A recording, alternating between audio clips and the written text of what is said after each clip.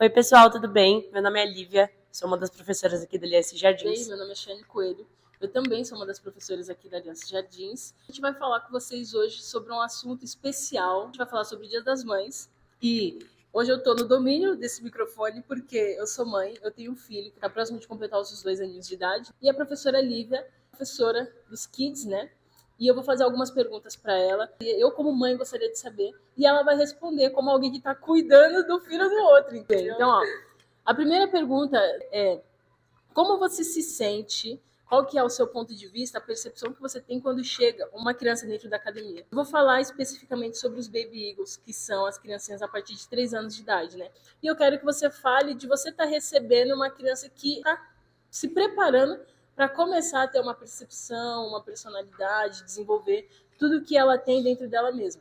Então, Chay, quando a gente fala de crianças dessa idade, né, a primeira coisa que a gente precisa é realmente o desfraude, porque a gente precisa da criança totalmente independente ali dentro.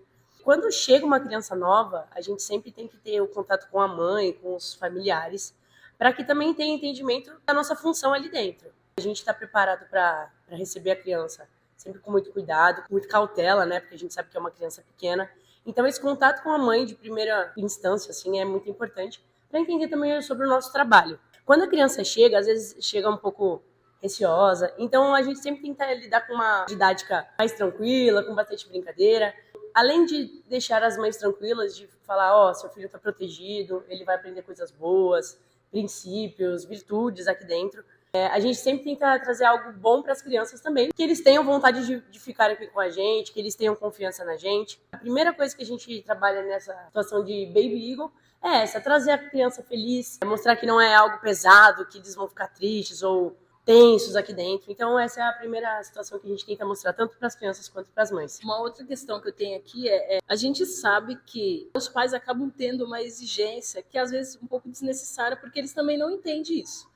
Né? Quando a criança ela entra ali no tatame para treinar, com 3 anos, dificilmente ela vai aprender uma posição de jiu-jitsu muito complexa. Né? Ela tem todo o processo, eu sei que vocês seguem todo o passo a passo, vocês fazem isso de uma maneira mais lúdica, né? Qual que você acha que seria o melhor caminho para o pai poder entender isso, né? Para um pai ou para uma mãe poder entender isso? Porque às vezes eu falo, olha, eu não quero que meu filho só brinque.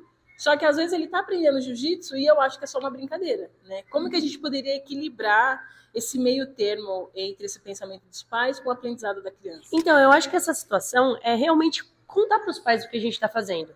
Então, por exemplo, às vezes a gente lida com as crianças de uma forma lúdica que os pais acreditam que seja brincadeira. Porém, não, aquilo tem um fundo de pensamento. Então, por exemplo, a gente usa bastante psicomotricidade. Então, movimentos finos, de pinça, de segurar muitas coisas. E às vezes os pais acham que é brincadeira. E não, aquilo vai ter uma evolução para a criança, tanto psicologicamente quanto de motricidade em si. Então, a gente trabalha bastante coisa lúdica para eles aprenderem os movimentos básicos do jiu-jitsu, porque realmente eu não consigo passar uma posição complexa para uma criança de 3 anos que às vezes está aprendendo a correr, a andar. Então, são movimentos básicos que a gente trabalha com essa psicomotricidade também junto e sempre compartilhar com os pais o objetivo daquele movimento. É uma maneira que a gente tenta lidar, porque essa cobrança realmente existe, né? Para os pais acham que 3 anos já vai sair lutando, brigando com as pessoas.